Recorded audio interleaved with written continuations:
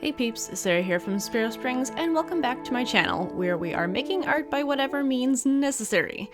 So today, the means include a digital drawing in Photoshop. I had this idea for a little raccoon that has found a marshmallow after a family has vacated their campground after a weekend camping trip.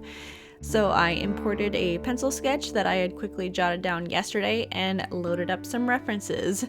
Most of these references come from Unsplash.com, which is a fantastic resource. There are tons of high-resolution images that are completely royalty-free, even for commercial projects. Total tangent, but I had to share that. Also on a tangent, today is day 10 of my Tubetober challenge, where I'm posting one video a day for the month of October. So if you're new here, be sure to hit that subscribe button and turn on the notifications to see all those new videos. So I've been watching a lot of other artists recently talking about creating story for their artwork. My theory behind this is it gives your subject emotions and motivations which can be visually interpreted. I love this idea, so naturally I had to give it a try. Kind of on a similar note, I wanted to share with you the inspiration behind the name Sparrow Springs. Several years ago, my mom had found a baby sparrow that had fallen from the nest. It looked like she had been there for quite a while, and we weren't sure if she was gonna make it. The poor little thing had a bruise about the size of a dime on her, and she wasn't much bigger than a golf ball. The nest was unreachable and she was pretty cold. We brought her in and got her warmed up. It took a bit of research, but I found a few articles on wildlife rehabilitation that gave us tips on how and what to feed her at this stage. I did some checking on places that would take a baby sparrow, but unfortunately there weren't any even remotely nearby. The other unfortunate factor is that sparrows are considered a nuisance, so most places really aren't interested in saving them, as they have enough resources spent on maintaining just the native species. So unfortunately, this little bird was on her own.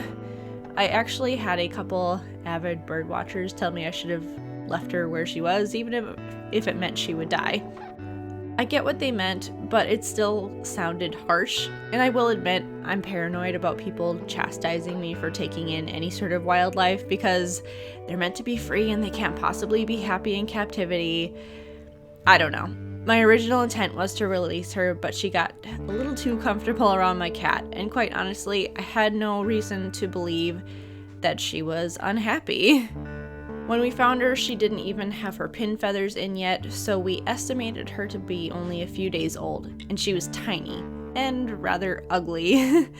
Once her plumage started coming in, she definitely looked much cuter, but she grew pretty steadily and she seemed rather healthy.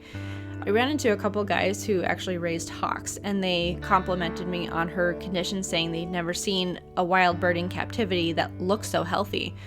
Her feathers weren't ratty or oily, and she was strong. I mean, as strong as a little bird could be anyways. Eventually we built her this massive flight cage, which I'm sure seemed silly for such a little bird, but hey, she was spoiled. It's funny, as she grew, there were so many little things that I never knew about sparrows. Like, for example, they are songbirds. I remember watching the movie Tangled, and during one of the songs she started singing with the music. And she was loud for sure, and she chirped a lot, but I had never heard a sparrow sing like that. And she was also surprisingly affectionate, which from my research was not something that I had found to be common.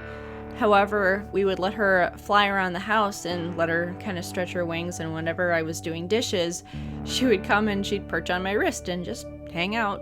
Generally, when she was done, she would just fly back to her cage and sit on top of it. And this will probably be no surprise to anybody, but she absolutely loved shiny things. So she would peck at my wedding ring, and finally I got tired of it and I just took it off. And what does she do? She picks it up and she flies off with it. She's a little thief. We initially named her Jack because I honestly was guessing at the gender.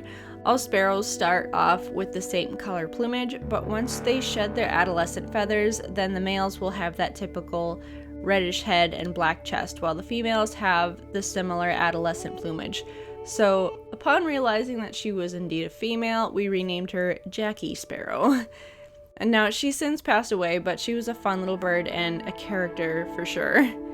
All of this brings us to the name. I had been reading and stumbled across a verse in the Bible. Matthew 10:29 says, "Are not 2 sparrows sold for a copper coin, and not one of them falls to the ground apart from your Father's will?" Which for me suddenly made a whole lot more sense. That little sparrow could have had a much shorter life, but the Lord took care of her. It was a promise and a reminder to me not to get too caught up in trying to control my own circumstances, because the Lord has it all in his hands. So, Sparrow Springs. The idea was born from a little sparrow, and Springs because I have a thing for alliteration, and one of Jackie's favorite pastimes was dunking herself in her little bird bath and making a total mess of everything around her cage. So that's the story behind it. Yeah, I could have just gone with my name, Sara Ferrari, which is fine. I love my last name. However, SaraFerrari.com is not available because Sara Ferrari also happens to be an Italian product designer. Who knew?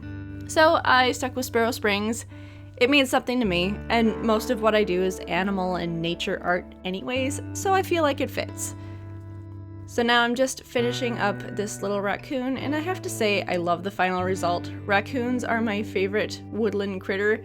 I've got some other fun digital critters planned. If you like this story, wait until tomorrow. It's involving another digital art and story time, but this time involving a little red squirrel. And that's all for now, peeps, and I will see you in the next video.